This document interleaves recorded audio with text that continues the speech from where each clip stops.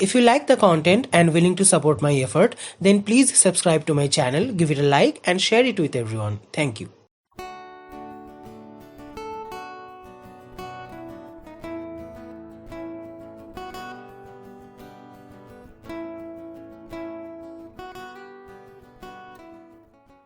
Hi everyone. So in this video we're going to understand the concept of pins. What is a pin? A pin is a tactic, arguably the most essential in a game of chess. It not only creates an active attack on your opponent, but sometimes it is used as a helping tool where it makes one of your opponent's piece vulnerable under attack, and your other pieces come into play and finish off your opponent.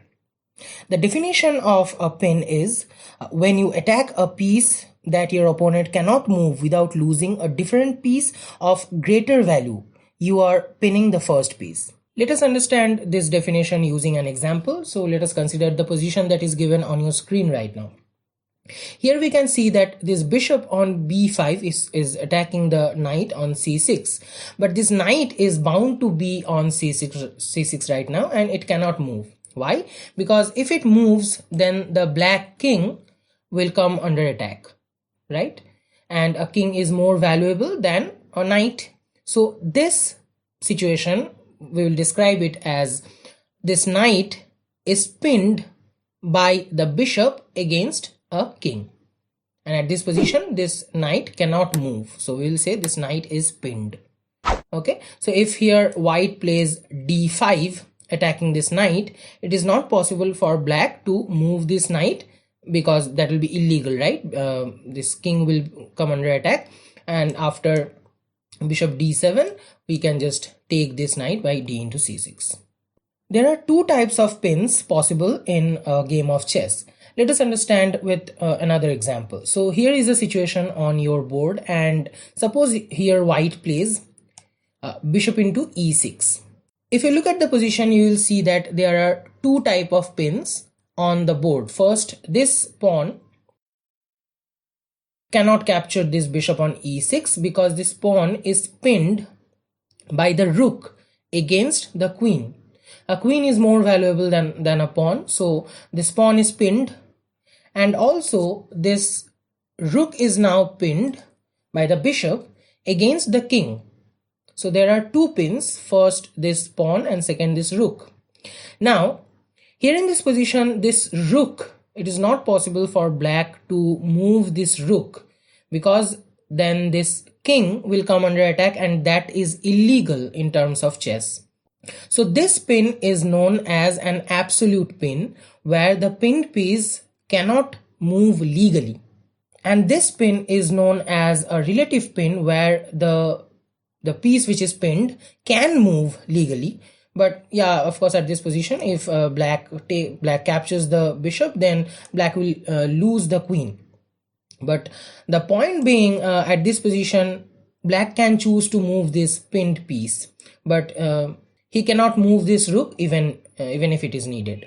So when the piece with greater value is the king, then it is called an absolute pin. When the piece with greater value is anything but a king, that is called a relative pin. An absolute pin is more effective in terms of vulnerability because we need to keep this in mind that the piece which is under a relative pin can move. Let us take another example. Here in this position, we can see that this knight is pinned against the queen by the bishop, but it is a relative pin, right? This is not a king. So in this position, white can move this knight legally, and white plays something like knight into e5. Now, as a greedy player, if black captures this queen, then that is devastating for him because after bishop into f7, this bishop is protected, and this square d7 square is also protected.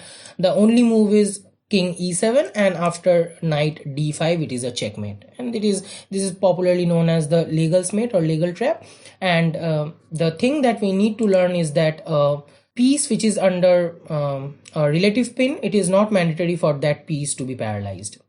Sometimes we can use this tactic pin as a helping tool, and we can use some kind of combination of pin along with something else. Let us understand this concept using another example. So it is a game that has been played by me in chess.com, and in this position I was white and I played queen h5 check, forking this king and this bishop. Instead of g6, here black played king e7, which is not a good move. I took this bishop, queen into e5, and now this pawn is pinned, and this is an absolute pin, right? At this position, the threat is that this knight can capture this pawn on d5, and it can fork this king and the queen. So to protect this pawn on d5, black played knight f6, and I again pinned this piece with bishop g5. This is also an absolute pin. And instead of moving his queen or his king, here black played a very weak move, which is rook f8, defending this knight on f6. And at this point of time, this pawn is pinned, this knight is pinned, and this piece is logically hanging, this pawn.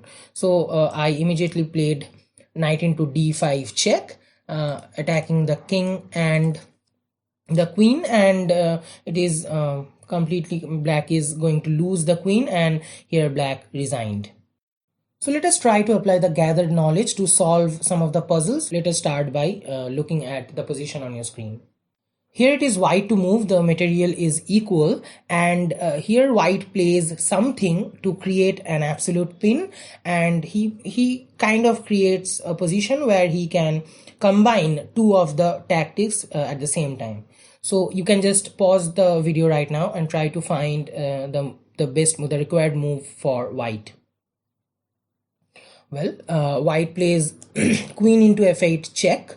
The only move is king capturing the queen. Now this knight is pinned against the king by the bishop. So here white plays knight e6 check, forking this king and the queen, a royal fork. And after king f7, we can capture the queen, and after rook into d8, we are in a +2 advantage. Let us look at the next puzzle of the day. Here in this position, it is white to move, and you can just pause the video right now and try to find the best move for white here. Yes, the move is rook into f6, and after knight into f6, white can play bishop g5, creating a relative pin, and this knight is now pinned against the rook. And it is not possible for black to break the pin with rook d6, because after that bishop f4, white will create an absolute pin, and after say king c7, black will lose the rook. So with this, we come to an end of the video. I hope you have understood the concept of pins. And remember, whenever you see a piece which is pinned, always try to hit that, because that piece is very much vulnerable and paralyzed. Always try to attack that piece again and again, because eventually that piece will fall. So with this, I am signing off. See you next time.